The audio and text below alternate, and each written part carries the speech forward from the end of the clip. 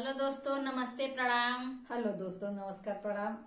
और हम लोग दोनों लोग अपने अपने चैनल में आप लोग का स्वागत करती हूँ। और हम लोग गाने जा रहे हैं नाच पर की गीत, कारवा गीत जिसको बोलते हैं। आप लोग सुनिए, कैसा लग रहा है जरूर बताइएगा।